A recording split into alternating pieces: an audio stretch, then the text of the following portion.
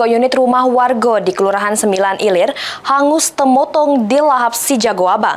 Akibatnya 4 kepala keluarga jero rumah tersebut yang terdampak jero kemutungan ini.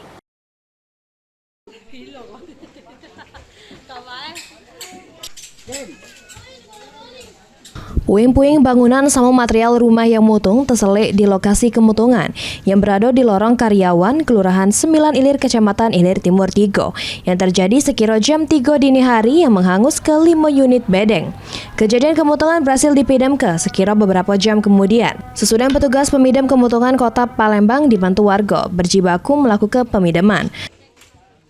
Ketua RT 15 Solihin mengungkapkan, dakatnya korban jiwa juru kejadian ini namun 4 kepala keluarga dengan total 16 jiwa terdampak akibat kemutungan. Untuk ini, para korban sementara mengungsi di rumah kerabat terdekat sambil menunggu bantuan sama proses pemulihan pasca kemutungan. Duganya belum tahu gitu, cuman mungkinan apa dari konslet listrik apapun cuman belum tahu gitu. Kalau yang rumah satu terbakar yang habisnya. Itu ada 4 kakak, ada 16 jiwa. Keliling rumah itu ada sekitar 13 kakak. Ada bantuan yo mungkin dapat disalurkan, kayak kita bikin posko untuk bantuan kan. Kayak kita tersalurkan sama yang korban kan, sama yang kena dampaknya sama korbannya kan. Itu. Sementara itu, salah siko korban kemutungan Muhammad Yajid mengaku dan sempat menyelamatkan harta benda karena api sudem terlanjur membesar pas kejadian berlangsung.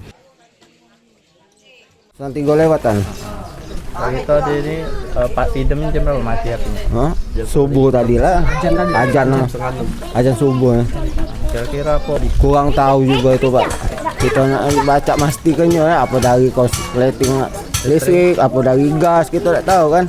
Ya harapannya bantuan dari pemerintah tuh. Ini para korban kemutungan cuma bisa berharap dapat bantuan dari pemerintah maupun pihak terkait untuk membantu memenuhi kebutuhan dasar sama memulihkan kondisi tempat tinggal mereka. Muhammad Aidil, PAL TV.